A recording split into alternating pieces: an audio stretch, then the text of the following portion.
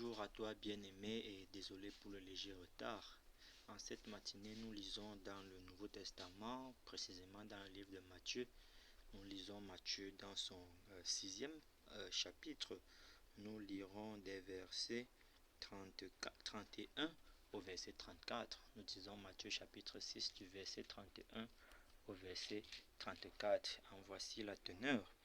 Ne vous inquiétez donc point et ne dites pas que mangerons-nous, que boirons-nous, de quoi serons-nous vêtus?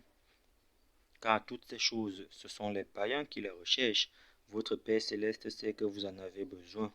Cherchez premièrement le royaume et la justice de Dieu, et toutes ces choses vous seront données par-dessus. Ne vous inquiétez donc pas du lendemain, car le lendemain aura soin de lui-même. À chaque jour suffit sa peine, l'herbe sèche, la fleur se fane et tombe, mais cette parole que nous venons de lire demeure d'âge en âge. Amen.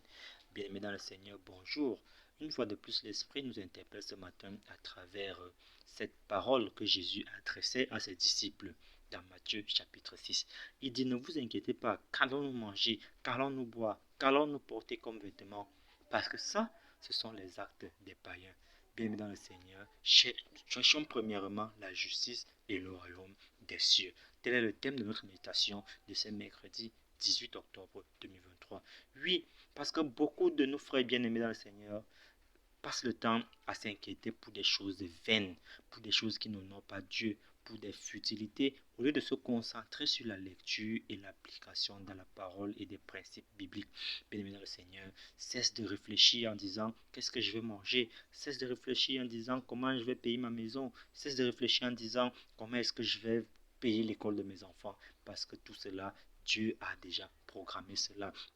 À chaque jour suffit sa peine. Mais plutôt, cherche premièrement le royaume et la justice de Dieu. Parce que lorsque tu fais les choses selon que Dieu le veut, tout le reste sera donné par-dessus tout. Bien, dans le Seigneur, en cette matinée, en cette semaine, dans ta vie, préoccupe-toi principalement du royaume des cieux et tout ce dont tu as besoin là, toute cette richesse, tout cet argent, tous ces vêtements te seront donnés gracieusement par celui-là qui sait ce dont tu as besoin.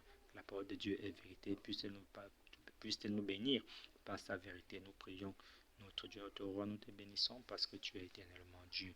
Nous te remercions de ce que tu nous as fait voir cette journée et par-dessus tout, tu nous as interpellés aujourd'hui à chercher uniquement ton royaume et non les choses vaines.